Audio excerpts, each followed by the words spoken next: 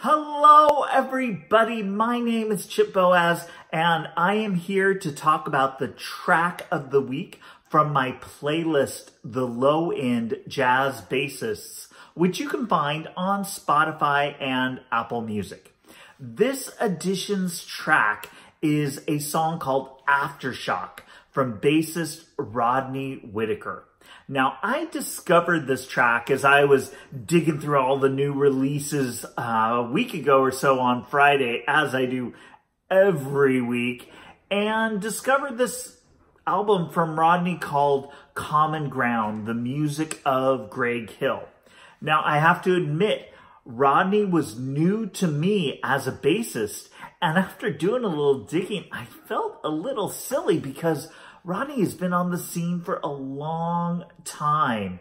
He hailed from Detroit originally, but went on to play with the Wynton Marsalis Septet and then the Jazz at Lincoln Center Orchestra for 7 years. And then if you look at the whole list of folks he's played with, boy, it is a who's who of the jazz world. Everyone from John Faddis to Joe Henderson, Roy Hargrove, you name it. There is so much. And Rodney's really involved in jazz education too, which I always think is super cool, being an educator myself. He is a professor at Michigan State University and has done clinics all over the world.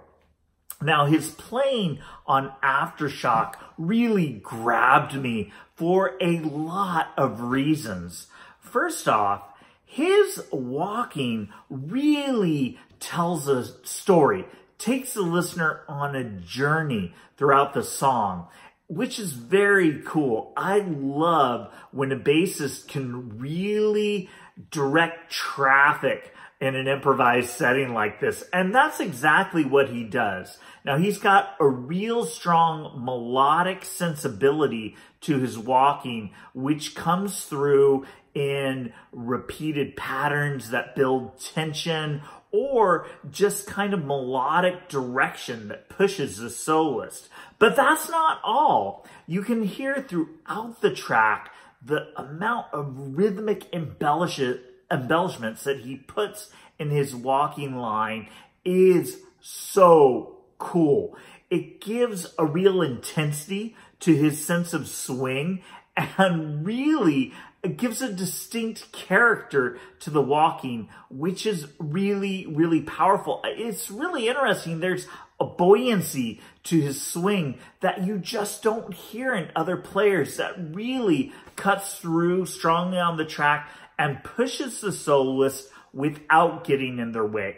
I love that. Now, Rodney himself takes a solo on this song, and it's a real great example of his mastery of jazz melodic vocabulary. You hear him referencing a lot of different things, but he also uses rhythmic motives, a lot of triplet stuff in this song to build a story throughout his solo.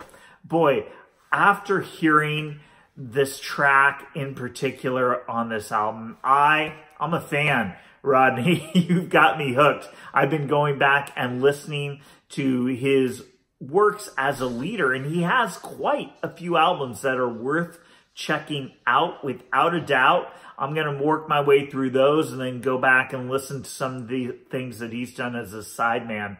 But I highly recommend you give Aftershock a listen on the playlist.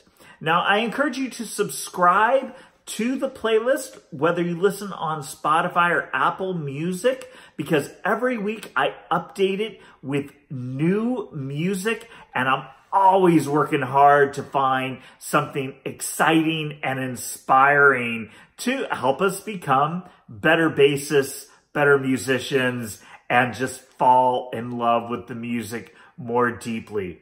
So please check it out. I'll be back next week with the next track of the week. Thanks.